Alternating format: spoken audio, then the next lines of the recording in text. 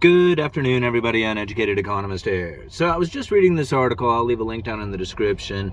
It's like an opinion piece. I forget where it's coming out of, bitcoin.com or something like that. But it doesn't matter. It's a lot of people's opinions right now. It's talking about de-dollarization and how economists are sounding the alarm or giving the warning of de-dollarization taking place. I forget exactly what the headline is. But, again, this is like a pretty common narrative being told out there right now, that there is this global de-dollarization taking place. And there's no doubt that there is definite moves to take the dollar off of that dominance as far as the world reserve currency. The only problem that I see is that there's really nothing there to replace it.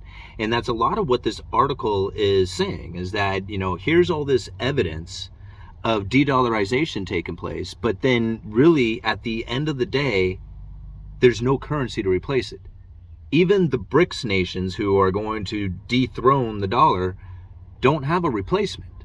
I mean, they're working on one, there's talk of it, but the actual currency doesn't exist. I mean, just think about it for just a second. The dollar is going to lose its world reserve currency status to something that doesn't exist yet. Does that sound reasonable? I mean, it might sound reasonable to the evidence that you see, to the story you're telling yourself, but the reality says there's nothing there replacing it. There's nothing that exists. Now, I got to thinking about this, and I came up with the jealous boyfriend theory. Well, it could be the jealous partner theory or whatever you want to look at it, but if you imagine like a jealous boyfriend who has been told a story about his girlfriend and how she's cheating on, or that there's something going on there that he wouldn't approve of. And he's having a hard time believing it, but as he hears the story, he starts to look for the evidence of it taking place. And as he begins to look for the evidence of it taking place, he starts putting out an energy in which that the life that he is living then becomes one in which that his girlfriend then feels the energy too of her cheating. You see what's happened there? Basically, if you start accusing her, if you start looking through her phone, if you start following where she goes, all these things that are looking for the evidence in which that she is cheating will then put her into a position in which that she may start hiding her text messages on who she's communicating with, where it is that she's truly going. And you start creating the scenario in which that the outcome is exactly what you are looking for. Right? And now, it's not to say that it isn't happening, and it's definitely something that you should be aware of, but that's exactly the key to it all, is just be aware that this may be happening. But then you do have to step back and ask yourself, is it happening? I mean, is that the reality of the situation? And that's really how I think you should look at a lot of things, or at least that's how I think that things should be looked at. You'd make your own decisions on it. But this is how I feel that a lot of things should be looked at, especially when it comes to news articles. When it came to the lumber story, right now, the lumber story is written. The narrative has been told, right? And whatever lumber story it is that people have in their head on the reasons that prices gone up is the one that is now locked in for history. And when you go back and you look, or in the future, you go back and you look at what they are teaching the economists or in the economic courses about lumber, may not be what it was that I was saying about lumber. I was one of the few people who was telling the story that I was about lumber. There was a few of us out there, ones who have been tracking lumber, who have been in the industry as long as we have. And the story that we told is much different from a lot of the greed and manipulation, or mills burning down, or depletion on purpose. I mean, a lot of these things took place, and a lot of it was quite significant. And if you are looking for that as being evidence, very much like the jealous boyfriend, that's exactly what you will see from it. And that will be the story you tell, and the story that you believe. And then you will conduct yourself as if that's the way it is. Right? That's one of the reasons why I was able to call out lumber as well as I did, is because I had been following it for so long leading up to the issues that started taking place, that I was like, no, this is not what everybody is saying. I mean, it got me famous here on YouTube for it. And now I think about it, it was just like, I don't know, like, the car industry, right? I mean, I read just as much as I can on the internet as everybody else does, but I don't know anything about the automotive industry, right? So I couldn't tell you from an insider's point of view what was happening inside of the automotive industry, but I could certainly tell you what was happening inside of lumber. And I know that the story that I was hearing and all the videos that people were sending me and all the claims of, money printing is causing the prices of lumber to go up, and it's the perfect example of it, I knew it was all BS. I didn't care how many people came and told me that my girlfriend was cheating on me, or I was being cheated on. It was not the story I was telling myself, right? Because I knew the truth better than a lot of other people out there who could see it just as plain as day, but still were missing it. They didn't have all the information. And that's the case for probably most of the stuff that we know out there when it comes to the mainstream media in the narrative they push. It's a propaganda.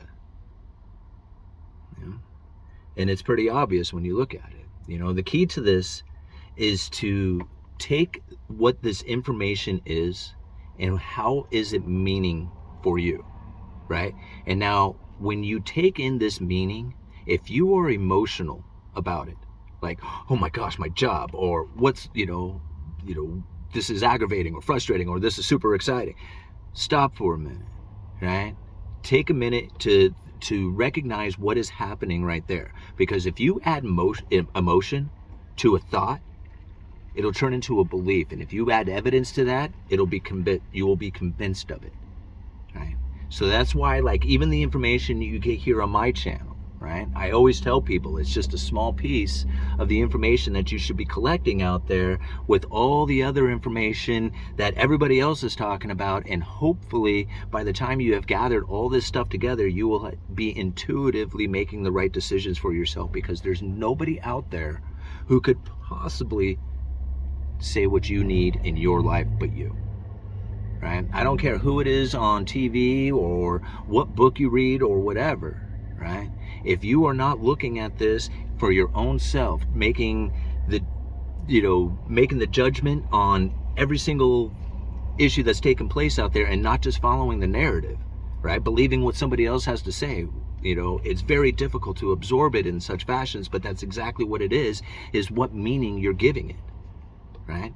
If it doesn't have that hardcore meaning and make you emotional about it, then it's information that you can just keep just storing away, and then again, hopefully make the right decision just from all the information that you have gathered and known. So again, like reading this article, when you look at it, it says like economist, warning, de-dollarization, Biden's fault, all this stuff starts hitting you, and you look at it and you're like, okay, how is it Biden's fault? Boom, boom, boom, boom. There's the evidence. How is it like, being proof that it's being, that other countries are getting out of the dollar? Look at all the gold purchases. Look at all the, trade being done outside of the dollar. Look at all this. Boom, boom. Evidence, right? Getting convinced. But is it really happening? Is there a currency that's doing it? Is there anything that even comes remotely close to touching what the dollar can do? No. Right? And that's the thing. Right? There's nothing there that has done it. People say it's going to go back to gold. They're going to produce a gold currency. Let's see it. Okay? Let's see it.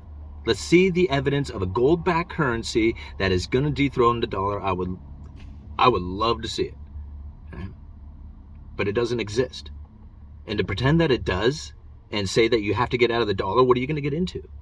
Something that doesn't do what the dollar can do? Right? Again, it's not saying that the dollar isn't going to fail. The dollar will fail at some point. It's a fiat currency. All fiat currencies fail. Right? But if it's going to lose the world reserve currency status, there has to be something that's going to replace it. And that's the point, right? Until something actually steps up and says, we are it, we are the ones, right? We're going to do it.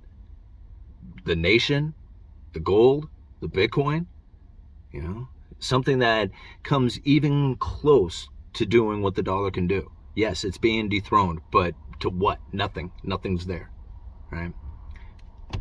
That's the point. Jealous boyfriend, you can make it happen, right? Let's go ahead and dethrone the dollar, get it out of there. Let's get into something else, but nobody knows what, right? And it wasn't even, it wasn't even evidence of something happening yet, right? Except for the proof. It's Biden's fault. It's the bank's fault. It's trade's fault. Whatever. Uneducated economist, you let me know.